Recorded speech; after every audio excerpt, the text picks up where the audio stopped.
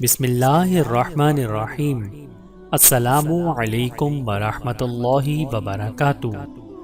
وفد ازد، یہ وفد 7 شخصوں کا تھا۔ نبی کریم صلی اللہ علیہ وآلہ وسلم کی خدمت میں حاضر ہوا تو حضور نے ان کی وضع قطع کو پسندیدگی کی نگاہ سے دیکھا۔ پوچھا تم کون ہو؟ انہوں نے کہا ہم مومن ہیں۔ نبی کریم صلی اللہ علیہ وآلہ وسلم نے فرمایا ہر ایک قول کی حقیقت ہوتی ہے، بتاؤ کہ تمہارے قول اور ایمان کی کیا حقیقت ہے؟ انہوں نے عرض کیا ہم 15 خصلتیں رکھتے ہیں، 5 وہ ہیں جن پر اعتقاد رکھنے کا ذکر آپ کے قاصدوں نے کیا، اور 5 وہ ہیں جن پر عمل کرنے کا حکم آپ نے فرمایا، 5 وہ ہیں جن پر ہم پہلے سے پابند ہیں۔ 5 باتیں جن پر حضور کے مبلغین نے ایمان لانے کا حکم دیا وہ یہ ہیں: ایمان خدا پر، فرشتوں پر، اللہ کی کتابوں پر، اللہ کے رسولوں پر، مرنے کے بعد جی اٹھنے پر۔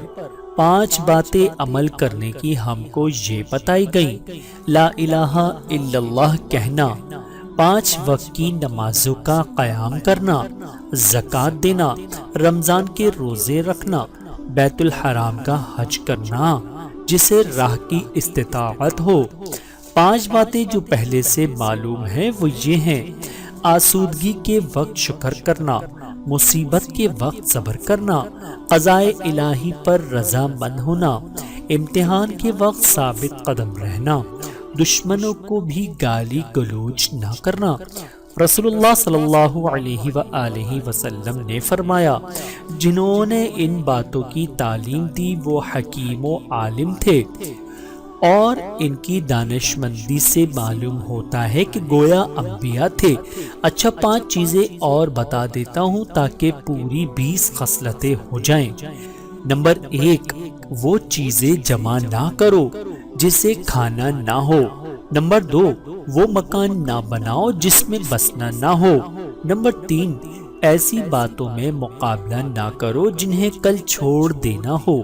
نمبر 4، خدا کا تقوی رکھو جس کی طرف لوٹ کر جانا اور جس کے حضور میں پیش ہونا ہے۔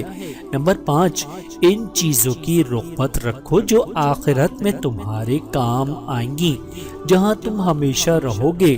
ان لوگوں نے نبی کریم صلی اللہ علیہ وآلہ وسلم کی وصیت پر پورا عمل کیا۔ سبحان اللہ۔